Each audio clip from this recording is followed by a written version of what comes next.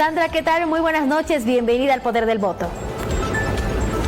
¿Qué tal, Scarlett? Buenas noches, agradecida por abrirme tu espacio y bueno, lista aquí para compartir algunas sensaciones, quizá un previo análisis y nada, ahora estoy lista para estar contigo. Perfecto, un verdadero placer que esté con nosotros también.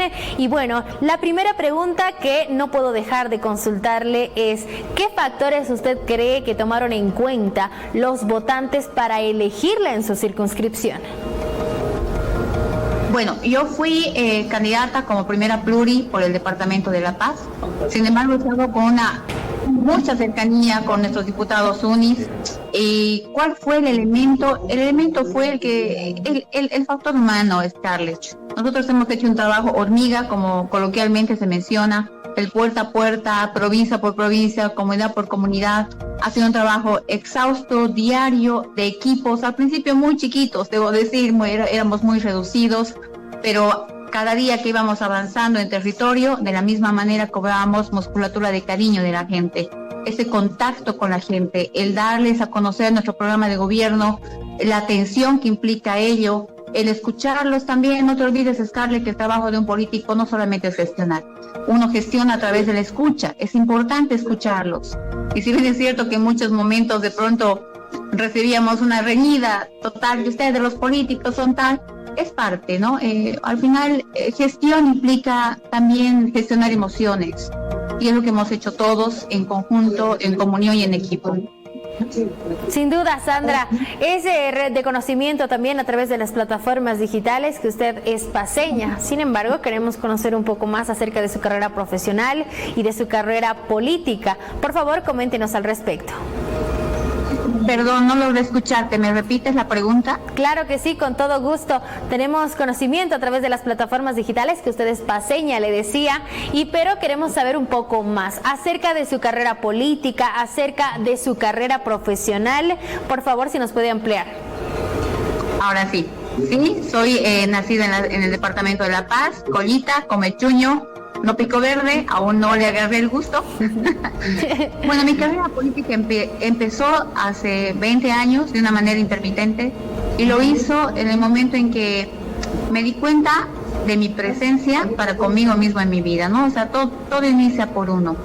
Empecé a calificarme en la carrera de ciencia política, y a través de la carrera empecé a calificarme con el tema de por qué las personas deciden sobre millones, qué los impulsa, qué hace que en la mente de las personas se construya una idea, una propuesta que vincula a millones. Eso me ha generado la inclinación de conocer más, de cognición, de alternativas, y bueno, al final he proyectado eso a través de las capacitaciones, formaciones, de estar con diferentes grupos, de diferente índole, provincia, grupos de mujeres, grupos indígenas, jóvenes, niños, adultos mayores, y eso me ha ganado, digamos, la experiencia de conocer a mi gente, de conocer al ser humano. Ahí arrancó mi carrera. Una maravilla, Sandra, perfecto. ¿Qué retos usted piensa que va a enfrentar en esta nueva Asamblea Legislativa? Bueno, el primer reto es generar consenso, ¿no? Nosotros somos 5 bancadas, vamos a presentarnos 5 bancadas con sus diferentes maneras e interpretaciones del quehacer político, con sus diferentes análisis también. Y el primer reto va a ser consensuar en pro de una gestión que logre integrar al país. Cero peleas, cero confrontaciones. Hay que mostrar claramente que el espíritu de integración va a ser parte de esta asamblea. Pero además también creo yo, el mayor reto para la asamblea en general va a ser ganar la reconfiabilidad del ciudadano. La asamblea está muy dañada, ha generado una ruptura muy seria con el ciudadano. 20 años o quizá más.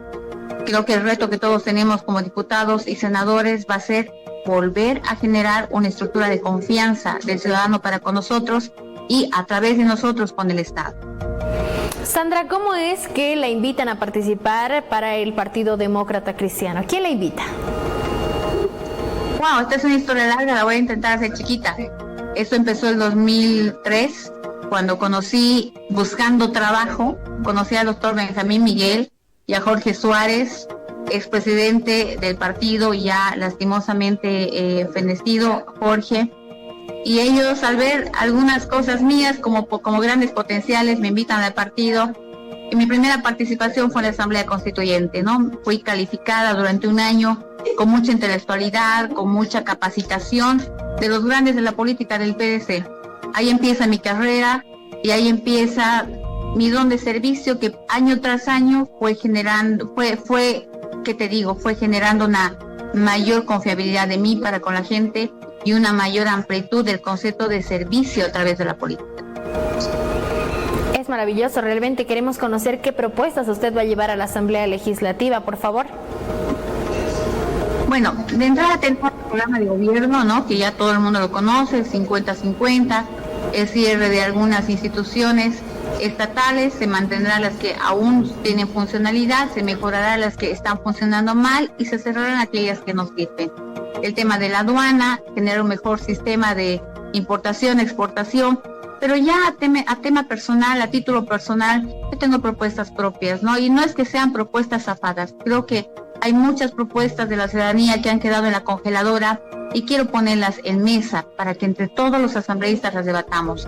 Ahí está, por ejemplo, la ley 348, me parece que es una ley que amerita un poco de observación, quizá recalibrar la ley, que está muy bien escrita, pero hay que hacer que la ley proteja a todos, ¿no? La violencia es violencia, no importa de dónde venga. De pronto tener una pena más dura en caso de denuncias falsas, hay que recalibrarla. La segunda es el Yo Aéreo Boliviano. Hace una semana estuve reunida con los ex directivos de Yo y con gente que ha estado muy vinculada con esta gran empresa y emblemática aérea boliviana. Y debo decir, yo ya lo pongo como una propuesta personal, un objetivo personal. El Yo tiene que volver al aire boliviano, a nuestras rutas aéreas como nuestra empresa bandera. Hay una tercera, estoy muy comprometida con el sector quinuero, he escuchado cuáles son sus problemáticas, el tema de la certificación de origen, que hasta el día de hoy no lo tienen, el cortar de una vez todo ese sistema de corrupción que los desmedra en temas económicos, en temas de sector, en temas de exportación. Y bueno, ahora que entiendo la problemática de este sector, también lo he puesto como un objetivo personal. Sandra, en cuanto a la reactivación, ¿qué pasará con BOA? Bueno, mira, yo acabo de enterarme algo muy interesante. Yo no sabía que la quiebra en la cual ingresó BOA es más de forma que de fondo. Me acabo de enterar que BOA nunca estuvo en quiebra técnica, que fue una triquiñuela política de los que en su momento quisieron hacerla ver así. Me acabo de enterar que BOA tiene activos millonarios. Me acabo de enterar que todas las pistas de aterrizaje que tiene el país, la mayoría son de pertenencia de BOA. Entonces, me han explicado todo el circuito que hay que hacer a través de la asamblea y un decreto específico que hay que dar de baja. Eso está ya en manos de Rodrigo para que él lo estudie, para que él vea la viabilidad, y será un proceso posiblemente un poco cargado, pero posible. Y bueno, hay que también ver y generar una auditoría en lo que es ahora BOA, ¿sí? Hay que ver qué realmente tenemos. Me equivoqué, el que tiene grandes activos es el Yo Aéreo Boliviano, que nunca estuvo en quiebra técnica, y BOA realmente lo primero que tenemos que hacer es entrar en una auditoría, ¿no? A ver qué está pasando ahí, qué pasó. En ese sentido, Sandra, abrir la posibilidad a que las empresas privadas puedan operar en Bolivia, ¿usted lo ve factible? ¿Cómo observa la situación? Es factible, es viable y es necesario. Bolivia, como el centro de esta parte del continente y un espacio terrestre y aéreo de cruce, ¿sí? Es un espacio comercial donde todo el mundo para ir de extremo a extremo debe pasar por Bolivia. Es necesario que nuestras líneas aéreas o el espacio aéreo tenga cobijo para otras líneas aéreas. Hay que modernizar el tema de aviación en Bolivia, hay que darle ese impulso. No podemos cerrarnos una sola línea o condicionar a las líneas que quieren venir a Bolivia para hacer empresa aérea. Eso es algo que, como en otros rubros, hay que ampliarlo. Nosotros debemos ser un país agradable ante la vista del que quiere venir a invertir a Bolivia, siempre y cuando, obviamente, no falte el respeto a nuestra Constitución, a los bolivianos y a la soberanía boliviana. Bajo esas condiciones, el Estado tiene que abrir sus puertas. Precisamente hablando de las aerolíneas y de lo importante que es que operen en nuestro país, porque el turismo sin duda es algo que nos puede colaborar para mejorar la situación económica del país. ¿Cómo podemos reactivarlo?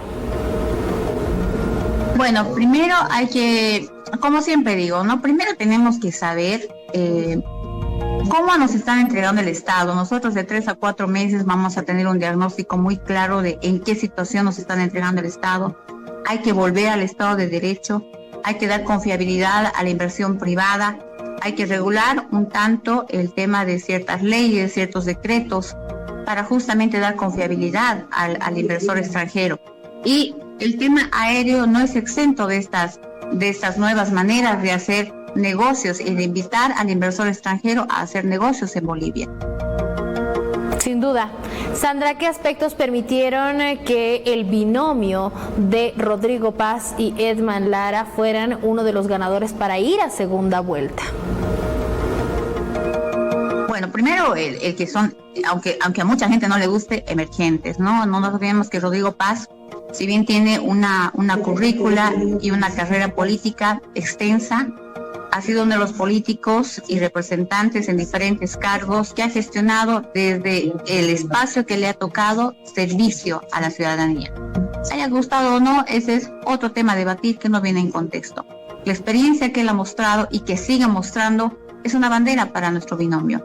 Por otro lado, tenemos a Edman Lara, un candidato emergente, alguien muy comprometido, cuya lucha es clarísima. Su lucha es la de todos los bolivianos: cero corrupción. ¿No es cierto? Volver a la institucionalidad, cero corrupción, un control social eficiente, un Estado eficiente, romper de una vez lo que Rodrigo menciona como un Estado tranca, con instituciones trancas, con funcionarios trancas. Todo es tranca en Bolivia, hay que destrancarlo. Y creo que esa propuesta es lo que más ha calado en la gente, porque ¿quién no ha sufrido de un acto de corrupción en cualquier trámite o a cualquier institución a la cual tú pudiste haber asistido, desde una simple certificación de nacimiento hasta trámites mucho más serios? Hablemos del tema de tierras, hablemos del tema de empresa, etcétera. O sea, no importa cuál es el contexto que hablemos desde el Estado, vamos a encontrar un nido de corrupción. Y creo que eso es justamente lo que ha generado la propuesta bandera para nuestro binomio. Sandra, a propósito del candidato a la vicepresidencia Edman Lara, ¿qué lectura hace usted al no haber asistido a la Cumbre por la Democracia en Santa Cruz para firmar un acuerdo respecto a la guerra sucia? Bueno, en realidad la cosa es muy sencilla. No es que no haya asistido porque no quiso ir. Y volvemos al tema de BOA, ¿no? O sea, ¿quién no ha sufrido en el último año, sobre todo, retrasos de BOA, que te cancelan los vuelos o de pronto te cambian el asiento? BOA está muy mal. Y lo cierto es que si Edman no pudo asistir a la ciudad de Santa Cruz a ser parte de este acuerdo impulsado por el Tribunal Supremo Electoral, no fue porque no quiso, fue simplemente por un tema técnico, un tema de pasaje, un tema de BOA. Respecto al Partido Demócrata Cristiano, se ha denunciado que estaban haciéndole guerra sucia a la hija del candidato a la presidencia, Rodrigo Paz. Cuéntenos, por favor, al respecto.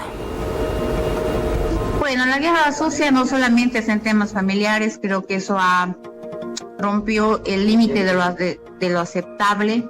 Sabemos que en temas políticos, en temas electorales, la guerra sucia es parte, no la aceptamos. Nosotros hemos marcado nuestra conducta de campaña en la primera parte con 0 ataques. Lo propio en esta segunda parte, pero obviamente no te vas a quedar callado cuando atacan a tu familia. Y por supuesto que todos en esa misma consigna: no puedes proteger un país si no proteges primero a tu familia. Visto así, reprochable desde todo punto de vista.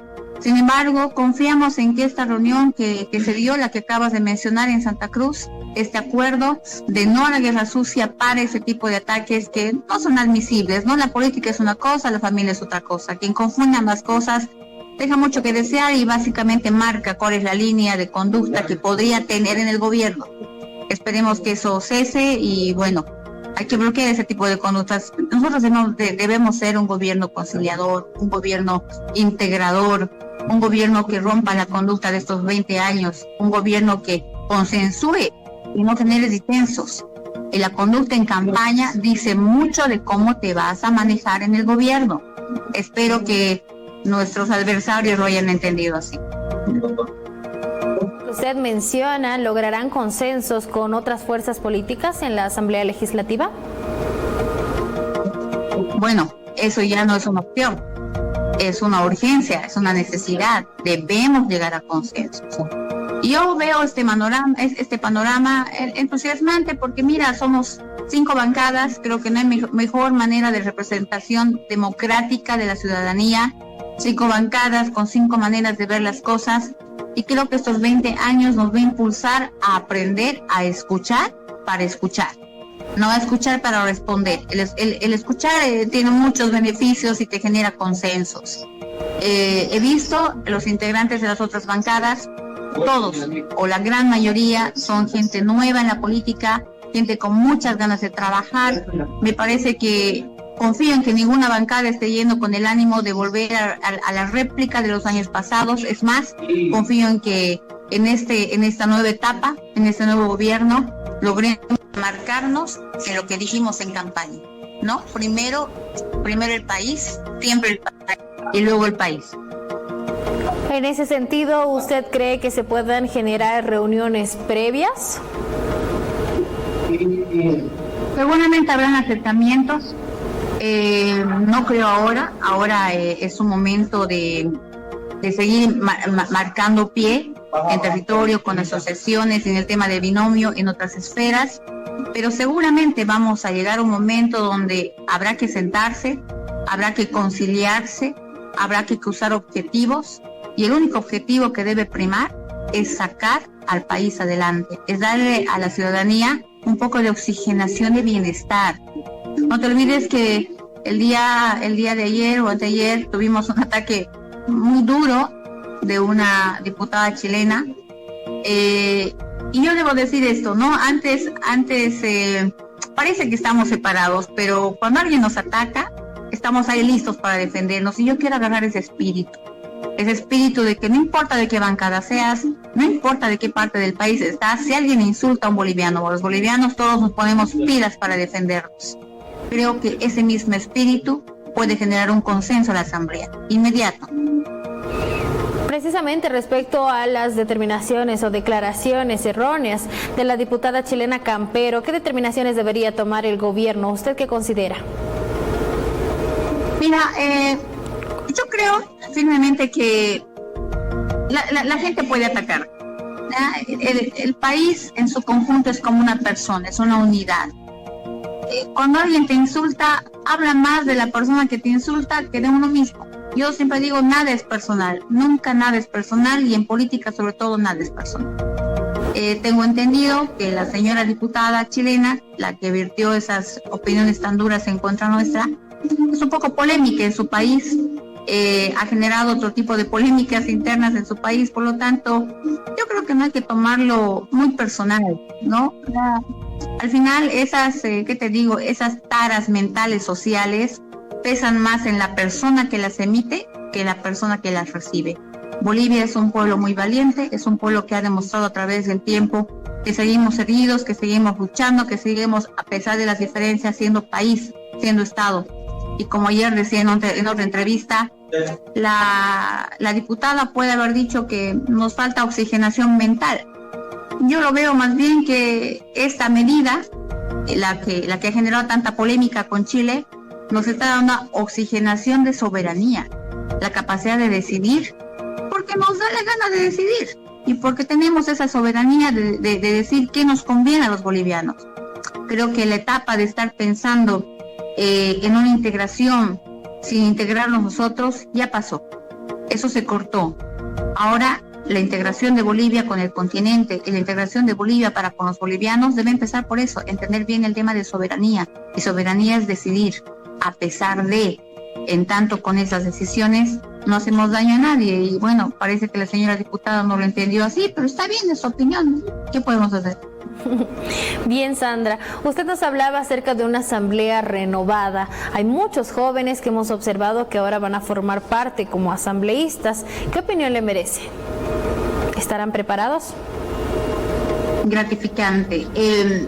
Mira, la política se aprende en el camino.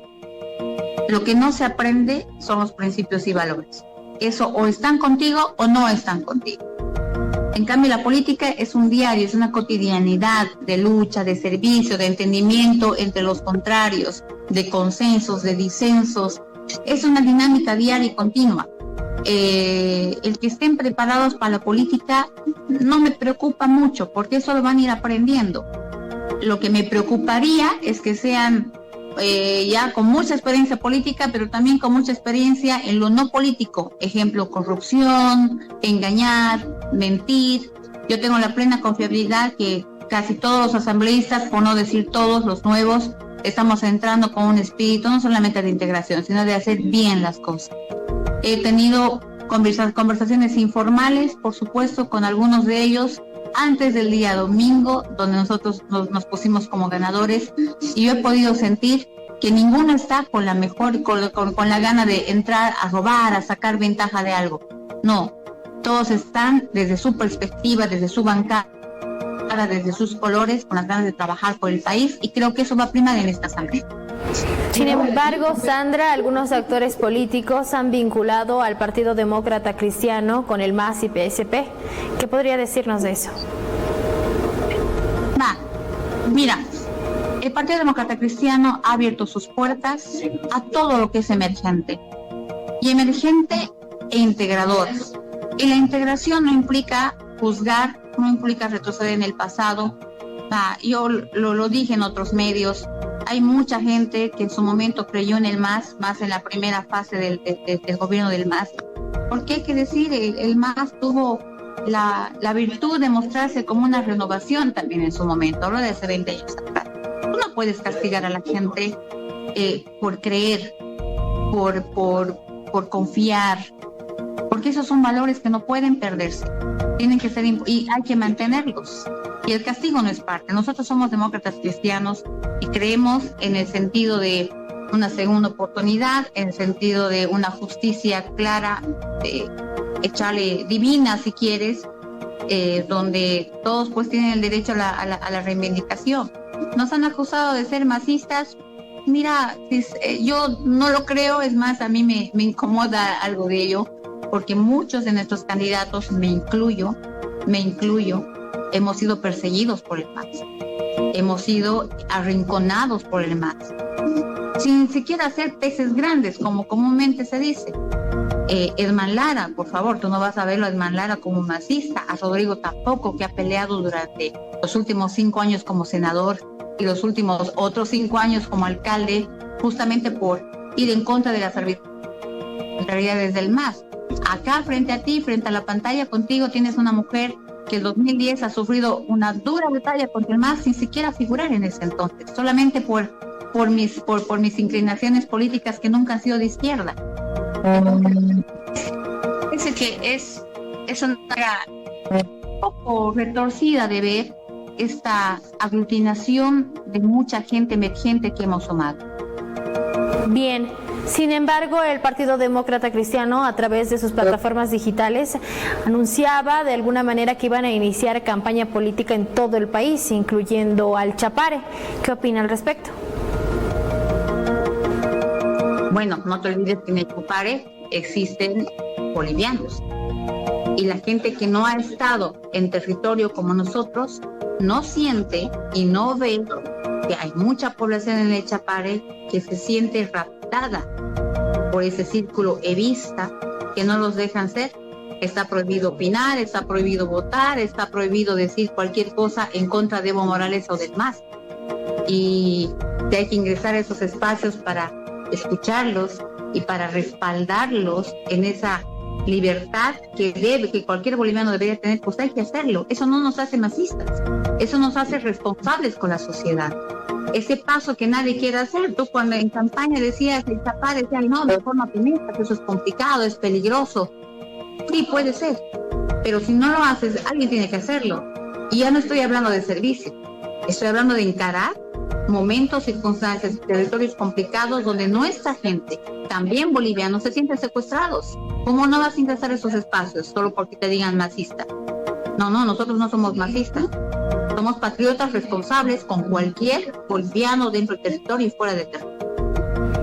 En ese sentido, Sandra, ¿cómo debe actuar el Partido Demócrata Cristiano en caso de ganar el presidente Rodrigo Paz con las autoridades del MAS y PSP?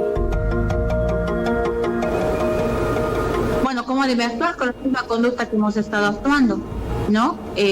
Considerando que son organizaciones un tanto duras, un tanto complejas, pero definitivamente, al igual que muchas organizaciones del país, son organizaciones que quieren soluciones.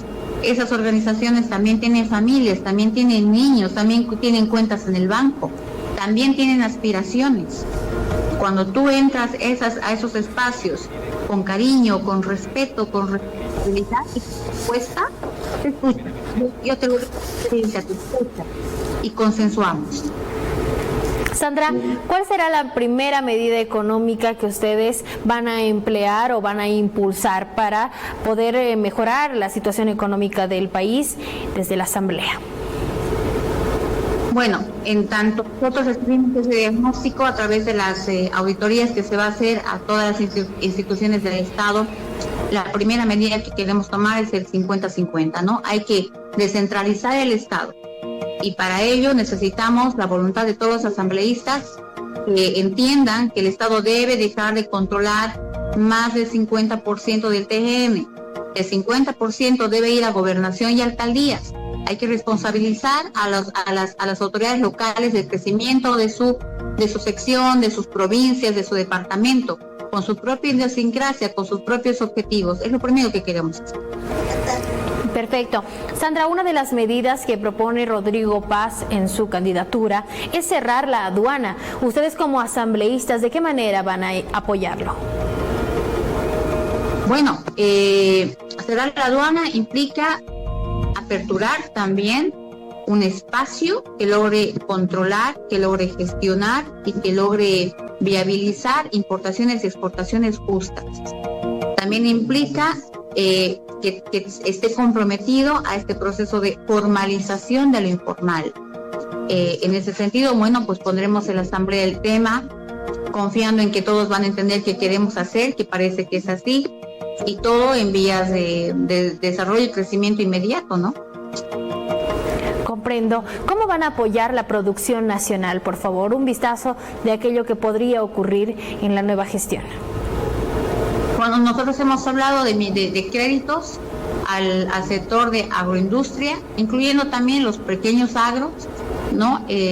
Préstamos casi inmediatos con un 3% anual, un año de gracia para el tema de biotecnología, sembrado, siembra, semilla, aperturar en lo posible mecanismos de comercio fuera del país, pero para ello hay que regular muchas cosas. El tema de la quinoa, como te decía, es uno de muchos sectores agroindustriales que requieren atención inmediata. No te olvides que en Bolivia siempre vamos a tener el problema del volumen. Nosotros no podemos llegar a grandes mercados o a mercados de primera línea por el tema del volumen. Y no es porque no tengamos el volumen, sino porque no hay los mecanismos que el Estado brinda para que el volumen exista. Justamente porque en el intermedio hay como te digo, núcleos de corrupción. Y en este último tiempo hay muchos conflictos en EMAPA. ¿Cómo deben actuar para encontrar tal vez una solución? Bueno, EMAPA está siendo analizado, ¿ya? Y vuelvo al tema, todo va a partir de lanzar una auditoría. Tenemos que ver, realmente EMAPA funciona, sirve, el objetivo con el que fue creado todavía es viable o no. Antes de hablar de si se va o no EMAPA, debemos saber por qué fue creado EMAPA, cómo ha funcionado EMAPA, ha cumplido con sus objetivos en los últimos 5 años por lo menos o no. Primero nosotros debemos tener esa auditoría en cuanto a procesos económicos, en cuanto a procesos de funcionalidad, antes de decidir qué vamos a hacer con EMAPA.